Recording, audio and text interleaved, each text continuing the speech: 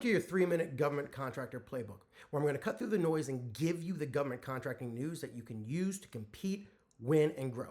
Now let's dive into it.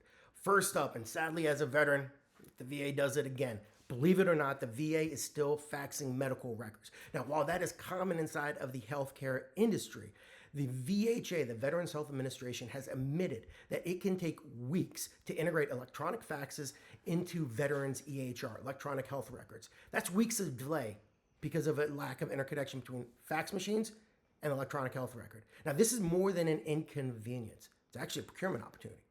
Health IT providers, document automation experts, AI-driven data extraction vendors, the VA's push to modernize can mean contracts for those ready to solve this workflow bottleneck. Next, there's a state and local cybersecurity showdown that a lot of people aren't talking about. The federal government has said that no federal funding can go to the Multi-State Information Sharing and Analysis Center. It's MSISAC. Well, the MSISAC, the National Association of State Chief Information Officers, and the National Association of Counties just told Congress and gave them a very clear warning. You need to restore federal cyber funding to the MSISAC, or you're going to risk gutting the defenses of more than 13,000 state, local, tribal, and territorial governments. Now, this funding powers the intel sharing backbone for local cybersecurity defenses. If it comes back, what we may see actually are increased focus on state and local cyber RFPs for IT managed services and security vendors. However, if it doesn't come back, we may equally see that type of initiative at the state and local level because they're not able to rely as fully on the MSISAC. Now, here's a big opportunity for anybody who's looking in the Caribbean. Now, the U.S. Army Corps of Engineers Caribbean District is seeking proposals for up to 8 IDIQs for architecture and engineering contracts. This is across Puerto Rico and the U.S. Virgin Islands. The total potential for this deal is $249 million.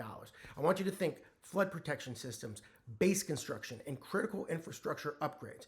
If you have AE qualifications and the ability to operate locally, this is a multi-year pipeline worth chasing. Let's shift on over to the Navy. There's $110 million on the table. They're looking for a contractor to handle the MARCENT operations and maintenance support follow-on.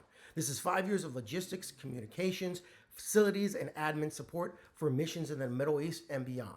So this is a good place for subs to be able to take a look at primes with overseas contracting experience, because this is your moment to build the right teaming network and make your move.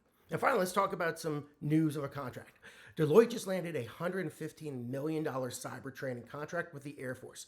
They're going to be delivering advanced cyber training through 2030. What does this mean? Well, if you're a small business in training tech, simulation platforms, or cyber curriculum development, this is a chance with Deloitte to align possibly as a sub. Or position yourself for the follow-on requirements that will inevitably come to this growing mission space. Well, that's your 3-minute brief.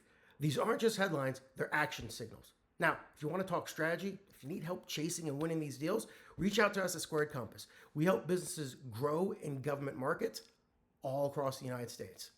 Now, make sure to like, comment, and subscribe so you never miss your next competitive edge briefing. See you next time.